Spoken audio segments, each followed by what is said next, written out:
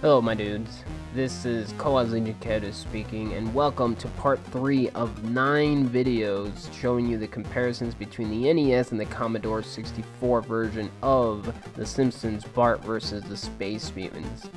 Anything not shown is to be automatically assumed that the Commodore 64 has what the NES already has, so I'll only be showing you the differences between each game and not every single thing that the Commodore has.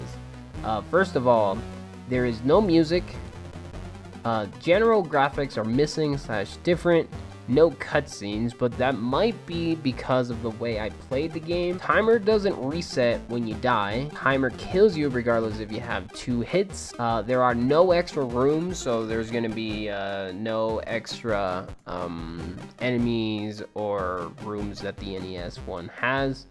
And then at the very end and during the showing of the differences, I will be showing you how the game breaks in some ways, but again, I didn't have the original game nor a Commodore 64, so I had to play it virtually, and it might be because of me playing it that way is what caused the game to break and whatnot, but I'll be explaining everything as things go by. I hope you enjoy. Here, as you can tell, the opening cutscene actually looks exactly the same as the NES, except without the family sitting in the couch watching TV.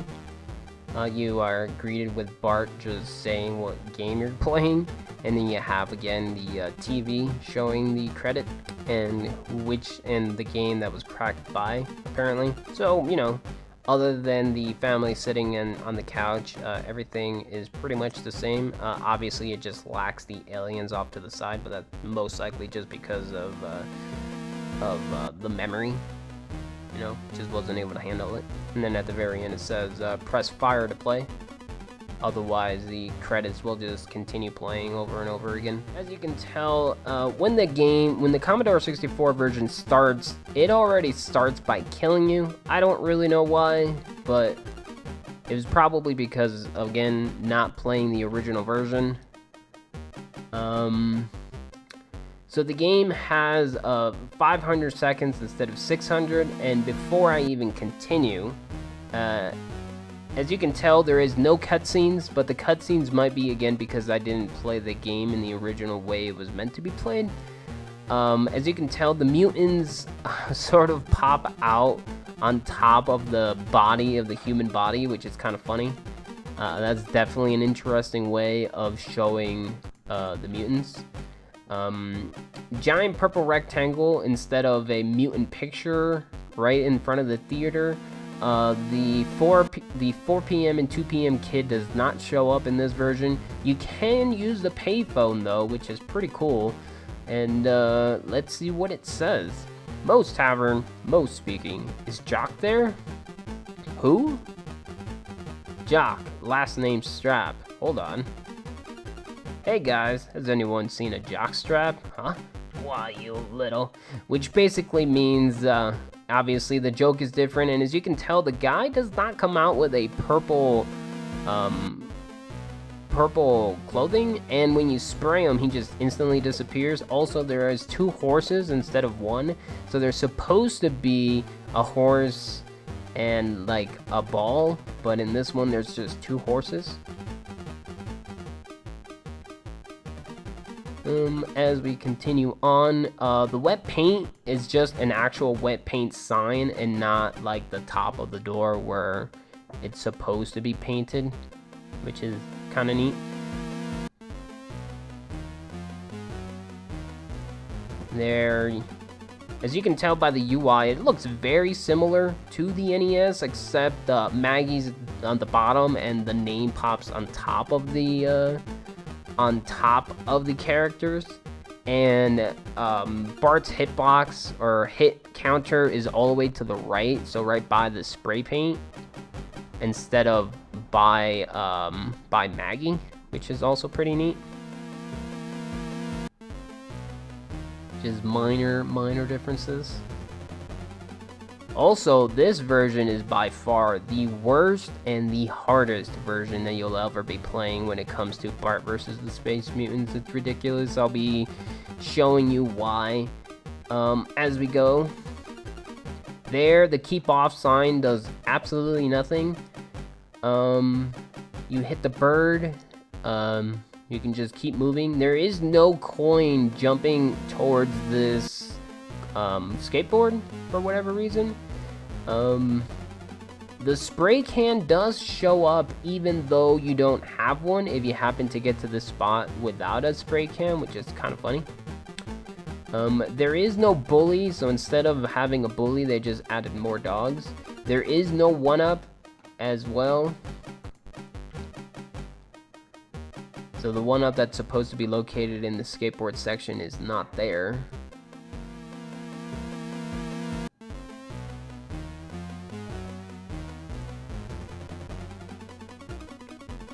So right here in the Bolorama, there will be one coin after the two mutants instead of one. So there's supposed to be one coin right around there. Right, come on, right there. There's two coins. There's also only supposed to be one. Not really sure why they added the one coin extra, but hey. There's no three mutants after the Bolorama, and there's also no three mutants right here, as well as the drapes have been moved slightly. There, that door takes you to the exact same spot that I believe the Amstrad CPC version takes you to. I could be wrong, but it's the one other version is also taking you there. I'll be mentioning those down below. Here, Grandpa, if you use the whistle, he won't appear. You actually have to be standing really close to him, like right there. And then Grandpa shows up, and instead of being Grandpa, it's more like a shadow that throws coins, which is kind of weird. The whistle actually disappears from your inventory when you use it, and no dog comes when you use the whistle. When it comes to the hitbox on this boss, as you can tell, he is totally different.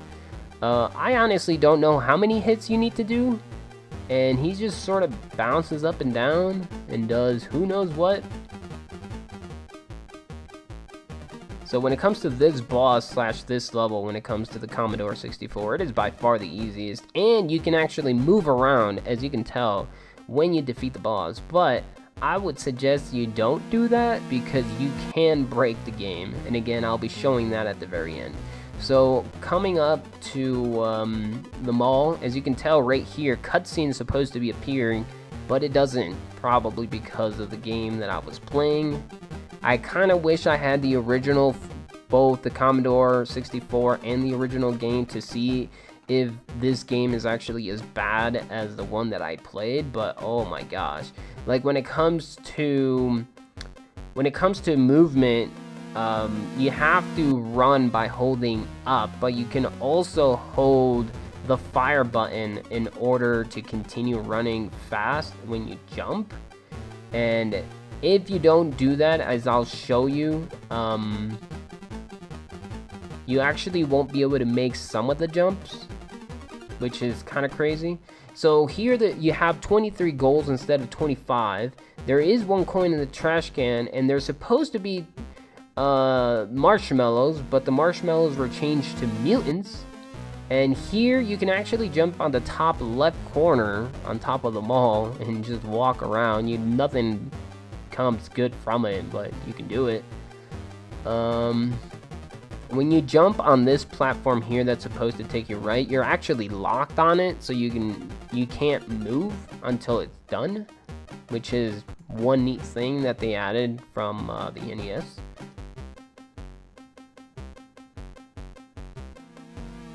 When it comes to trying to get past these candy canes right here, I actually find it extremely difficult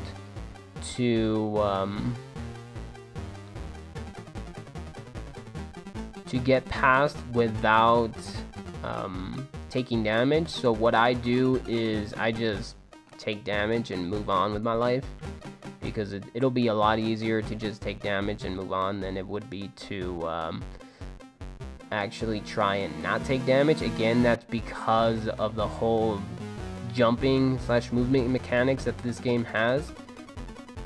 There is no hat by the candy canes. Changed enemy 3 mutants instead of marshmallows. So trying to get to the boss, you have 3 mutants. There's a coin in the boss, and it takes 5 shots on the mini boss to kill him. And the escalator sucks you in / you can't move when you actually get placed on it. The escalator pushes you away when you try to go into it. I'll be showing that a little bit later. Coin in the first trash can and the second one. Moved location of the walking shoes, which is minor. Minor enemy change. No 1-up where it's supposed to be located. No coin in the second trash can, which I think I just showed you. One of the enemies was actually changed to dancing shoes, as I like to call it, which is just the ballerina shoes. This mini boss actually takes 7 hits instead of 3, which is pretty crazy. He's also very big. I love this boss. As you can tell by the back, it says the big shoe instead of the really big shoe. And here there's supposed to be 2 hats, but you actually only get 1. When it comes to the 3rd floor, you actually have 1 less mutant, so there's supposed to be 2 in the beginning, you only get 1. The trash can is also moved / there is no, well, there was supposed to be no coin, but apparently there is. Here, 1 less box enemy, so there's supposed to be 3, but they only give you 2. You can run right through these bunnies, and when you pick up the hats, as you can tell right there, they actually disappear. So they're supposed to be on the ground, but they just sort of not there. The towels right here are they're supposed to be there, but they've been replaced by more box monsters. I'm assuming just because of you know, the way the game was made. And right here, I'll show you, like, if you just try making a regular jump, you can't. And even when you do a speed up jump like you're supposed to, Bart actually gets pushed forward. So it is the worst thing ever. So here, the hitbox are bad. And when it comes to Bart's speed, he just totally speeds up when you hold the run button, which blows because it is extremely difficult to control him. Here, there are no hula hoops. They've just been replaced again by more box monsters. You can run past the final section. There is no 1-up in the trash can. There are missing hats. Right here, there's supposed to be 2 extra hats, but there isn't. And the mini boss takes 9 hits instead of 3. But as you can tell, you can just continuously bounce on him, and nothing bad will happen, and actually kill him a whole lot faster. So here, as you can tell, if you actually try running back into the escalator, it just spits you out, which is kind of cool. When it comes to this boss, as you can tell, just like normal, Marge actually acts like normal, like she's supposed to. Also, you can see, like, the way they drew her, it's just kind of funny. And when you kill this boss, the boss can actually still kill you. So as you can tell, she'll drop 1 more case on you, and I would have taken the damage, but I only had 1 hit, so I decided not to. And also, the boss takes 9 hits instead of 5, which is kind of crazy. When it comes to the circus, again, no cutscene, but that's probably because of the game and not because that's supposed to be. I'm not really sure, because I couldn't even find any YouTube videos of this version of Bart vs. the Space Mutants for the Commodore 64. It was just either mine or other people's that never even got past the first level, and that's even with the little bit amount of videos that they actually had. When it comes to the circus, you actually have 500 seconds instead of 400. You have 24 goals instead of 40. And you can't play all of the minigames. So here, you can't play the hat minigame. You can play the roulette minigame, and I never brought the magnet here because, again, of how difficult the Commodore 64 version of Bart is. So I don't really know if the magnet actually does anything when it comes to this level, or even if you keep it past this level. You can't play the balloon minigame, but you can play the duck game. And what's cool is when you play these minigames, you actually don't use up a coin. You can just press up on them and play them.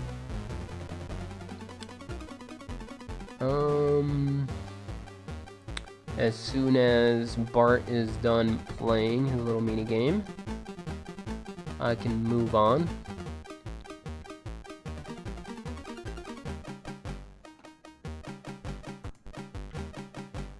Now it also says hard luck bub. It's different from the NES. Here there is no kid under the balloon, under the ring, or above the ring shooting cherry bombs at you. And you can go up this ladder, but you can't go all the way up, as you can tell. Which is, I found rather odd.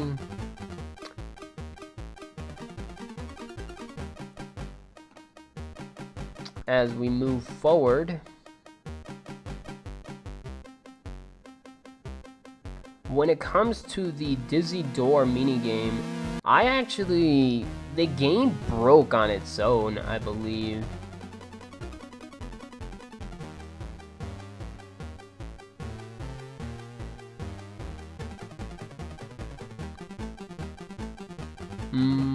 No. Nope, never mind. It did not break. When it comes to this minigame, you actually need to beat it in order to move on, but you can also kill yourself. But as you can tell, if you beat it, you actually get 9 balloons instead of 4. And this right here is just another showing of how hard this platforming is. Just trying to get past those guys.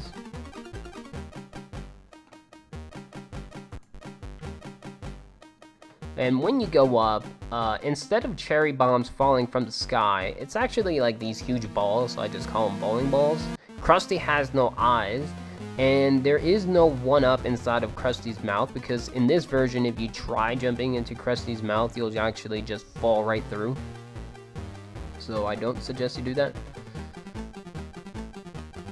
And as we move forward, obviously, as you can tell, there is no tent behind you, and you need to farm balloons at the very end because you won't have enough balloons by the time you get to the end. Thing here is you can actually jump forward and land in that middle cart, which just bounces you forward. You're supposed to jump on the first one to land in the second to go on the third, but you can actually just bypass it by running and jumping on the second one. It is extremely difficult just because of how the game works again. Here, Lisa actually acts the way she does, which is pretty awesome. Moving on. Moving on to the museum. In this level, you have 500 seconds instead of 300, which is pretty nuts. You only have 4 goals instead of 6, which is, I guess, nice. I'm not really sure. You can't pick all of the signs up, but you can pick up a large majority of them. Your toy gun, dart gun thing actually only has 3 shots instead of like 6 that the NES one does. But before I continue, this, the level needs to start.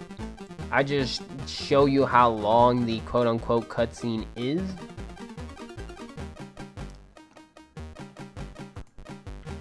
In order to pick up these 1-ups, you can, you do the same thing. You just jump about 3 times as high as you can, and either the coin or the 1-up will appear.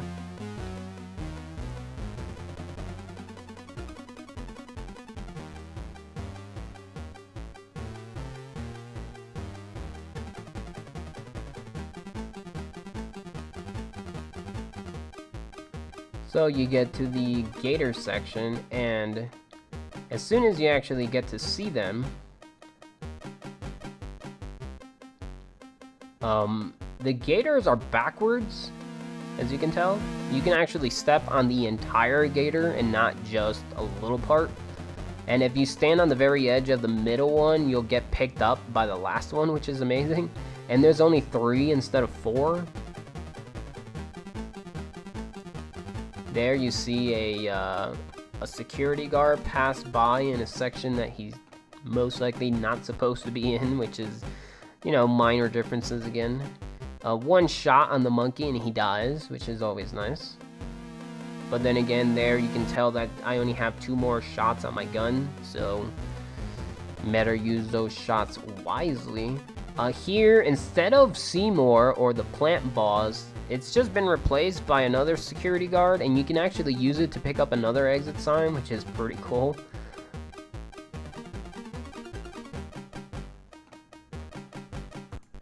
Actual Jebediah head, and there's supposed to be a 1-up in this hallway, but there isn't, and you can't pick up that top exit sign there because it's just too damn high. When it comes to this section is by far the worst section that you'll run into when it comes to playing this game. Like, it is extremely hard to land on these little platforms that are lighting up and get past this gap section, all while holding the run button and trying to get through it. It's not as bad to get through this gap section as it is to get past the other one, but my gosh, if you ever play the game, you'll have a extremely tough time trying to get past it. When it comes to the Onks here, they actually have a mind of their own, so what I ended up doing was just standing on the very first set of whatever these people are called and just continuously jumping. And as you can tell by the middle pillar, it's already out graphically, but you can see it graphically also go down as you pick up every Onk. When it comes to the spiders, they only go down and right, they don't go left, and you need to pick up 8 Onks instead of 6, unlike the NES. So having to pick up 8 of these isn't too bad, considering it's not that hard, it's just time consuming. Also, the platform goes by itself as soon as you get 8. On this mini boss, he takes 5 hits instead of 3 to die, and as you can tell, if you let him continue going through, he'll scroll back and walk back from the right. But if you do that, his hits are reset, so you're gonna have to hit him another 5 times, or you know, like at this case it would be 9 total in order to actually kill him, because I let him go through. There was no dogs and no spikes going over to the mini boss. Moving on forward.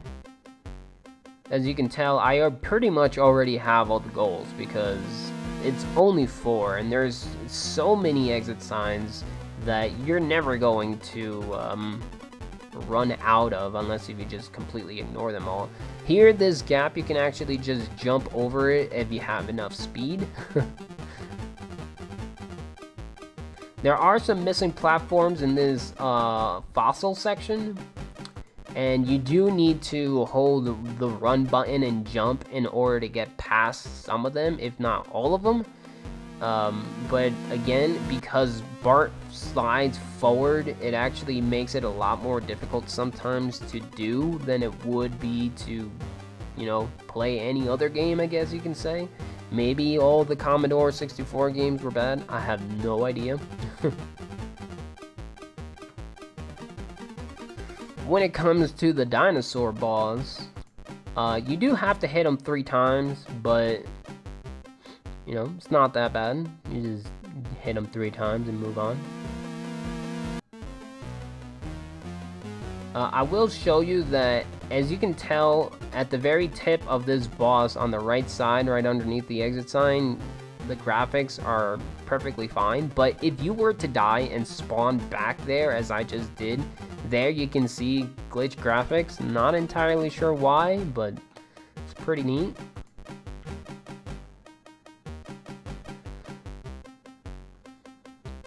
And then moving forward onto the last boss, or the boss for the museum. He actually takes 7 hits to kill, and what I find interesting about this guy is the fact that he actually looks like totally different from any other version of Bart vs. the Space Mutants. And there you can tell how janky the hitbox is for where supposedly Homer's supposed to be standing.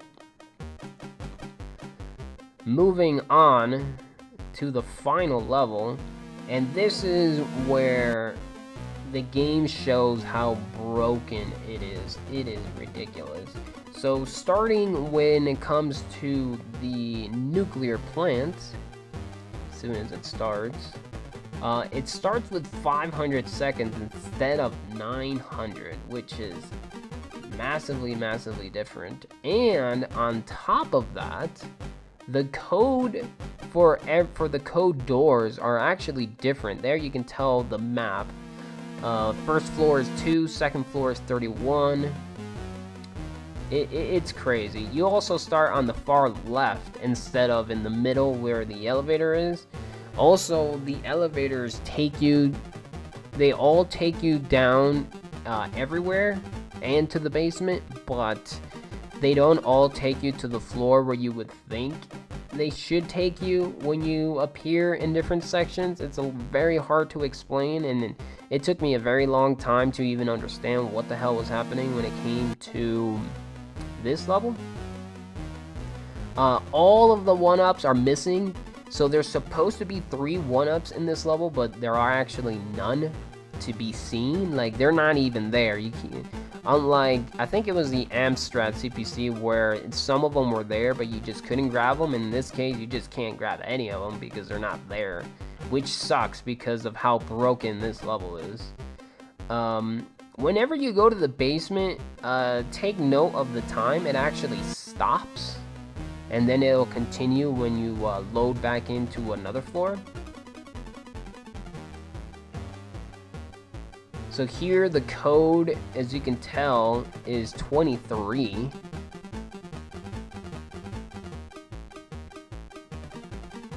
And Marge does appear, and Marge can actually sometimes talk to you from across the room. So like, let's say if there's a wall in front of you and you were on the opposite side, sometimes she can talk to you and take the power rods from you, which is pretty neat. I wasn't able to show it in this video, but she can pretty much take the power rods from you. Like, you don't even need to be in front of her like I just did there.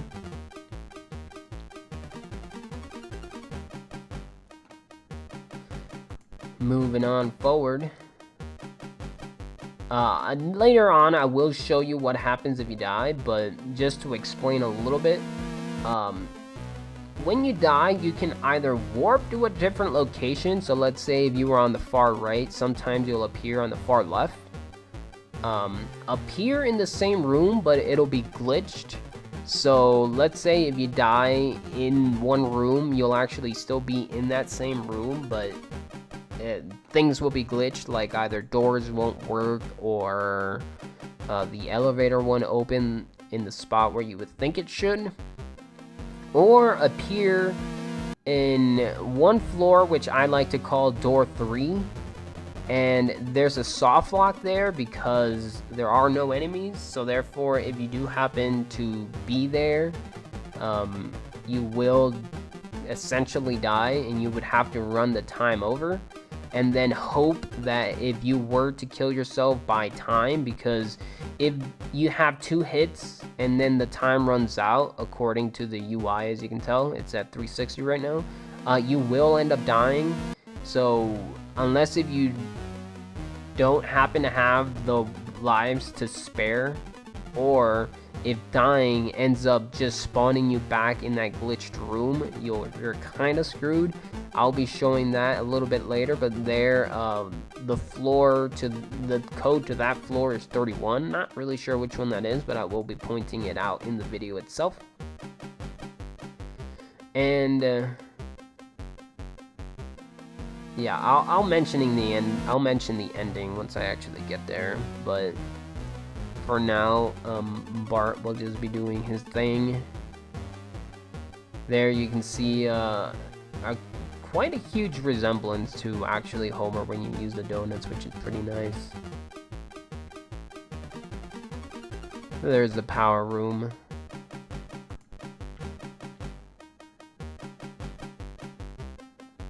Well, now I'm in floor 2, and there somehow the if you move too fast, the glitch graphics will happen, and it'll make an elevator door appear where it's not supposed to, but you can't go in it.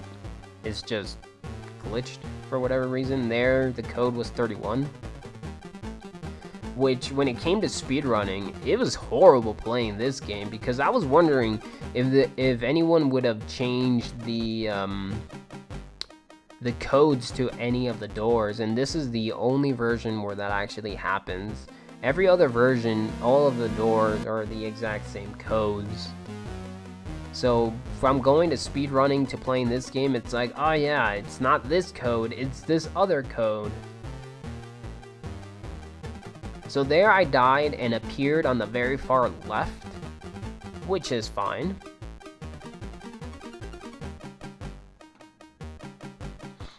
It's just a minor death. But if you happen to die on this floor, right here, where will that take you? You would think it would take you to that same spot, but instead, you actually enter back down to floor 2, and for some reason, the door doesn't work, and there's no enemies, nor no Maggie. And then what the heck is this? Maggie's all the way on the far left, and a random door just appears, and then you go in it to go down or up, and for whatever reason, it takes you back to floor 3? It's like, what in the world is happening?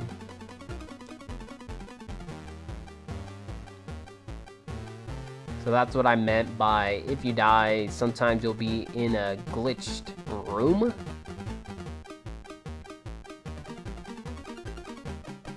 There, you can use the code door from super far away for whatever reason.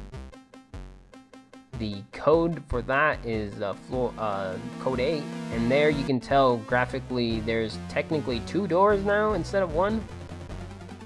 So what happens if you die here? You get sent to this room. You get sent back down. And as you can tell, no enemies, and the door does not work. So what happens if you go left? Absolutely nothing. Say it again. You are now soft locked. Now you have to let the time run out and hope that when you die, it actually takes you to a room where you can continue playing, which I believe it does. I believe you let the time run out, it will take you to a room that you can continue progressing. I believe that happened to me while I was doing, when I was running all 10 consoles. I was deadly afraid of what would happen, and it actually let me continue, which is nice.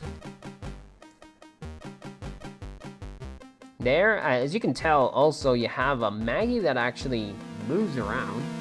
And here I want to go back down to the basement, and again, this elevator in the NES does not take you to the basement, it only takes you to floor 3 and 5.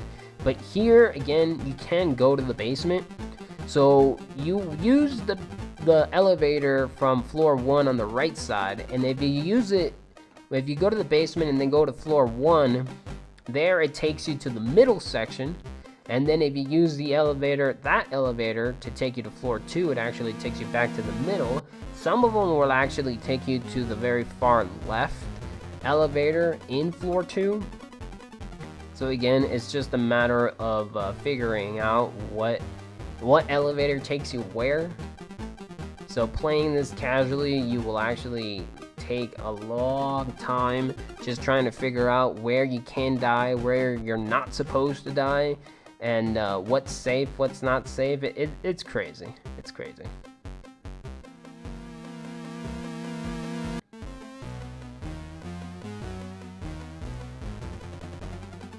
So here, because I used the elevator, obviously I didn't have enough room to pick up all of the power rods. I actually wanted to get back to this elevator, but you couldn't do it just by going to floor 1. You actually had to go back around in order to get to this section, because if you didn't do that, you wouldn't have been able to actually reach this floor. So the elevator works the way it's supposed to, but it doesn't, because it takes you to other places that you're not supposed to at the same time. It's a little bit messed up. So it is impossibly annoying how crazy this game has gotten when it comes to this floor. Like, as if controlling Bart wasn't hard enough when it came to running and platforming at the same time, this level is supposed to be the easiest one besides Springfield, which is level 1, and in Commodore 64, the nuclear plant is actually the hardest one, just because, for one, there are no 1-ups, so you gotta make sure that when you reach this place, you actually have enough 1-ups to be able to afford to lose, because as you can tell right here, just trying to get some of these power rods, it would actually make it extremely difficult. And there I died, and the game actually ended up glitching. Kind of blows. You definitely don't want that to happen during the time when you're playing the game. There, another graphical glitch. And oh, right there, as you can tell, Marge took my power rods even though I was nowhere near her. And there, as you can tell again, I ended up dying and appear in a completely black room with one mutant just jumping up and down. You use the door, and now you're on the very far left, floor 4, and then you go down to floor 3 in order to get to the elevator, which is pretty crazy. And I believe Maggie does activate the final cutscene, kind of like in the NES version, which is pretty nice.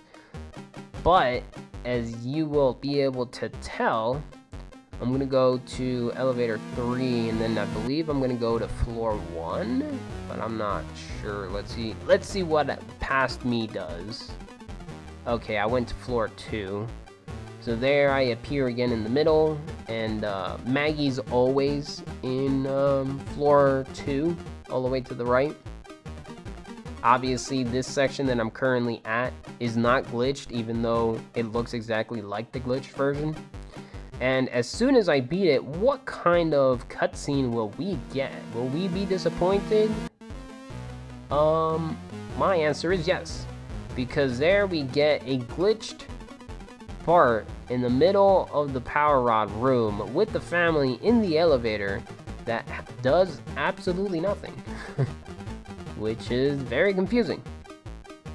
It's like, we're about to see the cutscene and nothing happens. But again, that might be because of the way I played the game.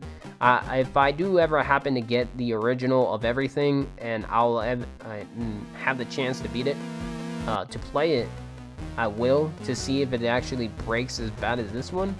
And then to finally end the video, I'll show you which ways the game can break. So there I killed the boss while moving, and it froze. And then there I killed the boss while moving, and then for whatever reason everything spawned over to the right, which is also odd.